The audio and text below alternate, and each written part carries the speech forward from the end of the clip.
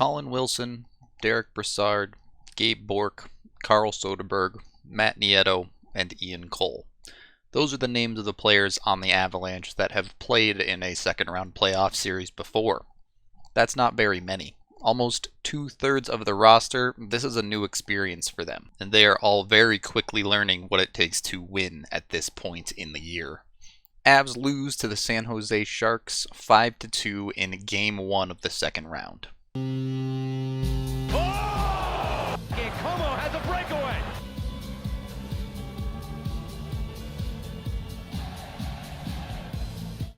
While the result of this game obviously isn't what we wanted, I was actually pretty okay with large stretches of the game overall, especially the first half of it. After quickly winning their first round series, the Avs had a full week off before this one started, so I was expecting quite a bit of rust, and honestly, they didn't look rusty at all in the first period. Except for Sam Girard, who had been injured since early on in the first round, so that's kind of an edge case. No, the Avs came out quick, and they looked like the better team, and scoring early helped them a lot with that, I think. Cale Makar is living proof that experience isn't everything. This is just his 4th NHL game, and he's going to look like an absolute pro here. A beautiful zone entry for him, and he even drives the net and gets a nice backhand shot off. It does go wide, but the Avs do a great job of hounding this puck. Gabe Bork is going to collect it.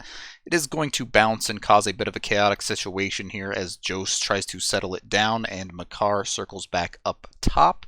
Eventually, it does roll over to Makar, and he's going to throw a shot on net here.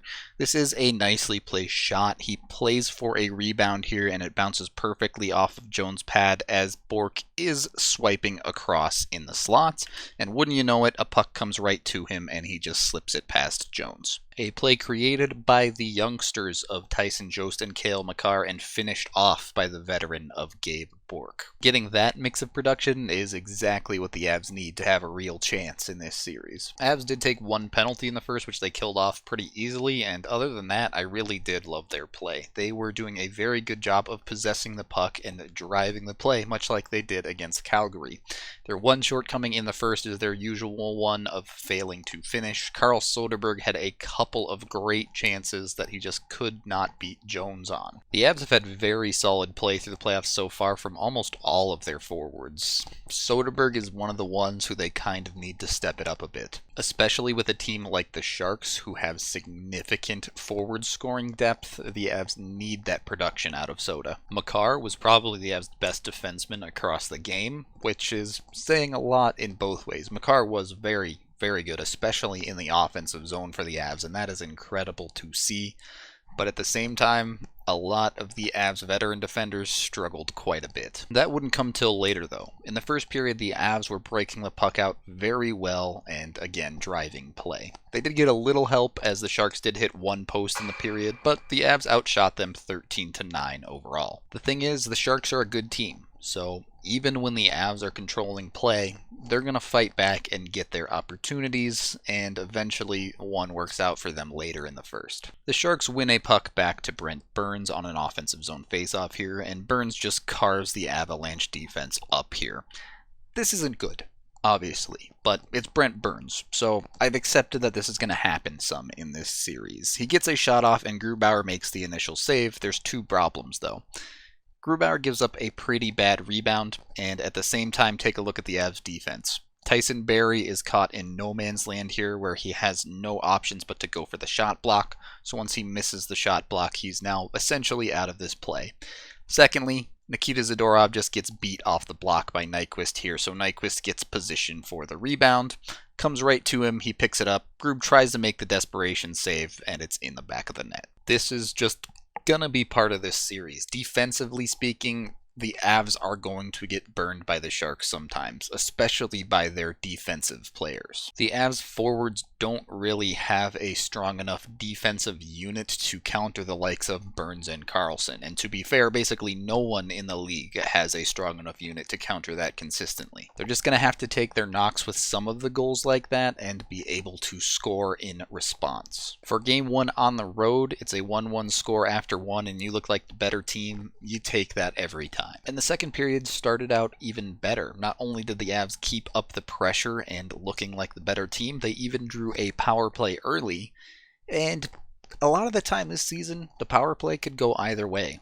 But honestly, through a lot of the playoffs, besides game 1 of round 1, the power play has been good for the Avs, and it was here. The Avs are moving the puck around the perimeter like they usually do here, but the thing I want you to look at is Colin Wilson and Gabe Landeskog. Their movement is what allows this play to happen. Wilson is moving from above the circles all the way down into the hashes during this play, and Landeskog is kind of yo-yoing back and forth from the boards behind the net back out in front of Jones. So this movement in the center of the ice forces the Sharks to respond to it and creates passing lanes and space for the players to work with. So once this puck comes over to Rantanen is just an absolutely filthy passer. You can see as all of the Sharks look towards Rantanen, they get caught puck watching a bit. Wilson finds a soft spot in the slot there, and you also see Landeskog sneaking into a soft spot in front. When Rantanen has the puck, all you really have to do is get your stick on the ice. Wilson knows this. Rantanen hits it like it's his job because it is, and Wilson deflects it back into the net. At this point, you're feeling great. The Avs look fantastic. They can beat anyone when they play like this. Problem is, unlike in the Calgary series where they almost never did this, they let their foot off the gas a little bit. After that goal, the Avs end up drawing a double minor. Comfer takes a cross-check to the face and is bleeding. The Avs have a real opportunity to pull away with 4 minutes of power play time, and instead, they use the vast majority of it for passing practice. The killer instinct we saw from this team from the last 5 straight games, for some reason, just seemed to disappear. And that's gonna kill you in the playoffs. The power play itself wasn't terrible. It wasn't good by any means. They did get a couple of chances near the end, but it allowed the momentum to slow for the Avalanche and evened out the game a lot. And the Sharks jumped all over that. All of a sudden, once the power play was over, they were hounding the puck and forcing the Avs to be on the defensive. And honestly, the Avs just kind of crumbled under the pressure. Their breakout that was so good for the first half of the game just became terrible. They could not make a breakout pass, and there's a lot of factors to that. For one, the defense started doing a lot of things like firing the puck up the boards instead of looking for players to pass to, and when you have offensive defensemen like Burns and Carlson, yeah, they're going to be ready for that. For two, there was basically no forward support at all, so when the defensemen came under pressure from the forecheck, they basically had no options as all of the Avs forwards had flown the zone, so you try for a crazy stretch pass, but that's just not going to work. The Avs need the forwards to be down, at least one of them to be a safety valve option. And when the Avs can't get out of their own zone, we've seen it a bunch of times this year, goals are going to start going in their net. The puck is coming back to the point to EJ here, and he's going to fire a shot towards the net. With 3 Avs forwards below the hash marks here, rule number 1. You have to get this puck past the first defender. He fails to do so, and it ricochets off hard, leaving EJ behind the play. This creates a 2-on-1. Sam Girard is the man back, and you can clearly see the rust on Girard here. He tries to play the passing lane, but he just doesn't quite get it right and leaves it open. As the puck comes across to Jumbo, he's going to fire this one past Grubauer. So that ties it up 2-2, and this is where we start to see the regular season Avalanche show up again. Instead of the game evening out from there, things start to snowball in the Sharks' favor. We know the Avs are capable of playing better than this, but sometimes they just seem to run into a mental brick wall that they can't get past. That, and systemically, they've always struggled against a strong forecheck and don't really seem to have an answer to it at this point. As the second period winds down, the wheels kind of just come off for the Avs. The Avs have just spent a very long shift in their own zone and finally managed to clear it, but not control the puck enough to allow anyone on the ice to change. So that leaves them with a tired number of players and an awkward situation as the Avs kind of get caught in a weird spot defensively as LeBanc cuts into the zone. You have your defenders in Johnson and Girard in deep. This is fine. You have McKinnon over on the far wall here who's going to continue to backpedal and kind of just get caught in nowhere behind his defenders as a forward. This is a very, very weird situation, and for some reason Landeskog ends up being the highest forward, which, considering he's the best defensive player on this line, is not a great situation. Either way, LeBanc cuts in across the ice, and Rantanen is kind of just having his momentum carry him in the opposite direction. So Rantanen just kind of gets stuck in a situation where he decides to try and hit LeBanc, but he doesn't really fully commit to it, so they kind of just pass like ships in the night.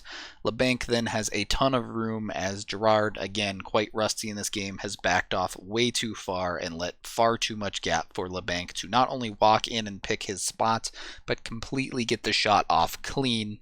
And credit LeBanc here, this is an incredible shot. I mean, bar down corner, beautiful. And that's the exact kind of sloppiness that happens to the Avs defense when they can't clear the puck, because they get stuck out there too long, their players get tired, the systems break down, and then bang, the puck's in the back of your net. So now obviously this wasn't good, but only down by 1 here. This is still a game very much within the Avs' reach. But puck luck decided to turn against the Avs, and that made it tough. So this goal is bad luck, but it never should have happened. Firstly, Ian Cole coming in loses a puck battle to Thornton. From there, he gets a second opportunity where he gets clean possession of the puck and actually makes a decent pass to Soderberg. This puck should be in the Avs' possession and up out of this zone. In fact, they should probably even have numbers going up the ice. But Soderberg mishandles it, and the Sharks get it back, dump it in again. Ian Cole, once again, clear possession of the puck. This puck should be headed up and out of the zone with the Avs in control. He once again fails to hold on to the puck, and the Sharks retain.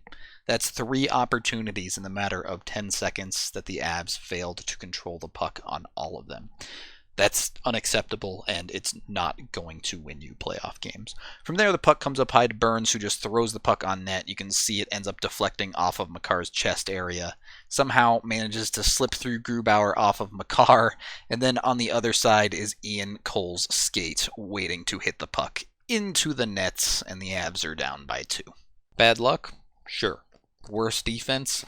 Definitely. The Avs just lost that consistency for 10 minutes of the first 40 minutes of this game, and it completely blew up on them. And just like that, they're down by 2 after 2. The third period was a complete snooze. The Avs only managed to get 4 shots on goal in the period despite being down by 2. They would have liked to get more, but the Sharks' defense just completely smothered them. Again, the Avs really struggled with breaking the puck out of their own zone, and with the Sharks with the lead, they were content to just sit back and let the Avs flounder. The Avs have to have more help breaking out the puck from their forwards, and they need players to be able to skate the puck through the neutral zone. Settling for a YOLO stretch pass just isn't going to work against this system the Sharks have. The Sharks also ring one off the post in the third, just for stat tracking to bring the good post counter up to 4, so this game could have easily been a bit of a runaway for the Sharks as well. And to end the futility of the third period, the Sharks eventually dump it into the empty net to get the 5-2 final. So 5-2, not good, but the first 30 minutes of this game, very good. And it's very obvious what to work on as the problem here. You solve that heavy forecheck and are able to break out against it, and you can beat this team. You work on that breakouts, and you focus on all the positives in the first half of this game, and I think you have to be happy with the Avs for the most part. And I'm going to do my best to continue looking at the Avs in a positive light through the rest of this series, because as I had mentioned, this is all gravy. That is the end of this playoff game video review. Thank you for watching, and as always, a special thank you to all of my contributors on both PayPal and Patreon. I appreciate all of the names you see on here so much. If you like my content, consider throwing me a couple of bucks down in the links in the description. I'm Rudo3, and for real though, Cale Makar is like ridiculously good. Avalanche time, come on, grab your friends. We're going to the playoffs again with Nate the dog and Gabe the big. The fun isn't over yet, it is Avalanche time.